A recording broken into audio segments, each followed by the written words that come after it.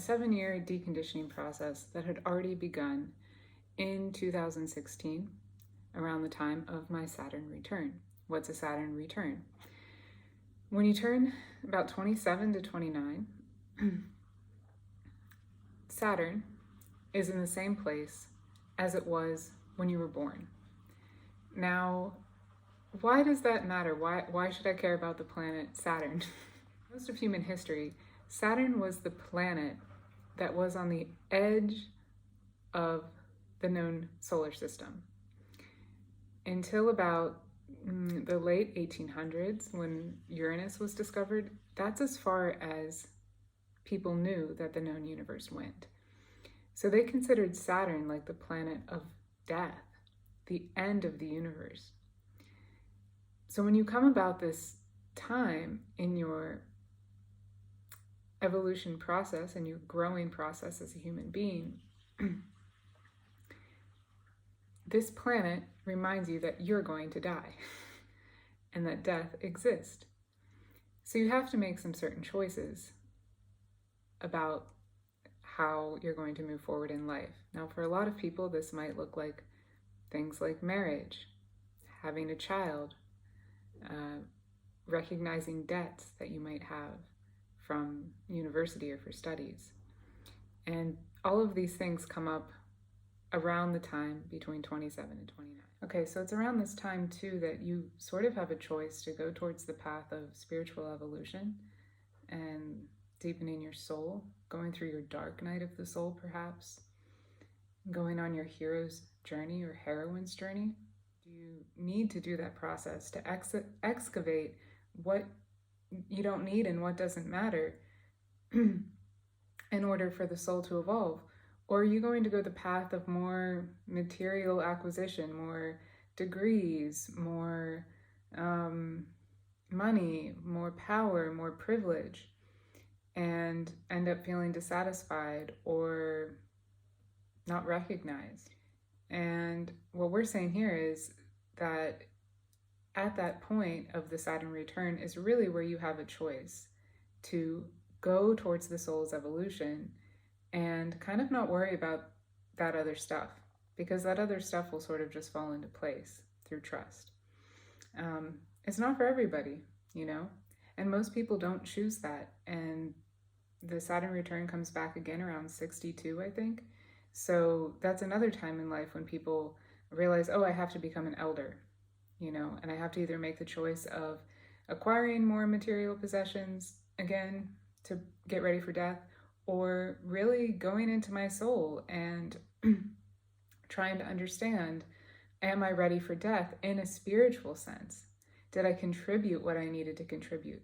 So this is really beautiful, you see, because if we can master this and come into this in our late 20s and the beginning of our early 30s, then we have a lot more time ahead of us to really give our gifts and to really give to do the things we're meant to do here. We're kind of in this moment of soul opportunity. Now, it's not easy, it's not going to happen overnight, and it's not going to happen in the way that a lot of people think it should, which is I do a psychedelic, I go to a festival, and it's over. Although that might be a part of your process, and there's nothing wrong with that or to be ashamed of with that. But it really takes 7 years for the body to shed the cells and the deconditioning and for you to come into alignment with the true self. It's not going to happen overnight. So, you know, there's certain stories, there's certain archetypes, there's certain metaphors for living that by doing these processes makes it just a lot easier. So that dark night, the thing is going to happen either way. You don't really have a choice in it.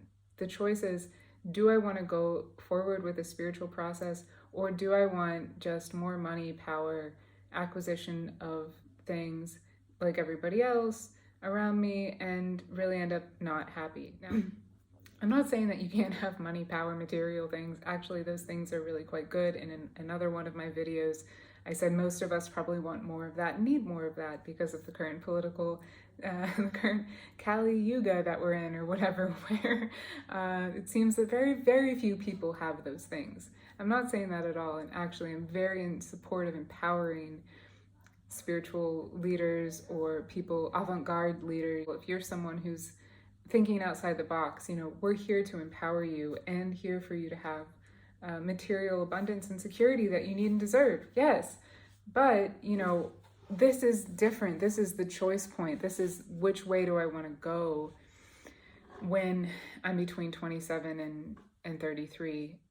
So if you go against your own values, Saturn will punish you. Now, we don't live in a universe of reward and punishment. This is more like a redirection on the highway to say, you need to drive that way. Sorry.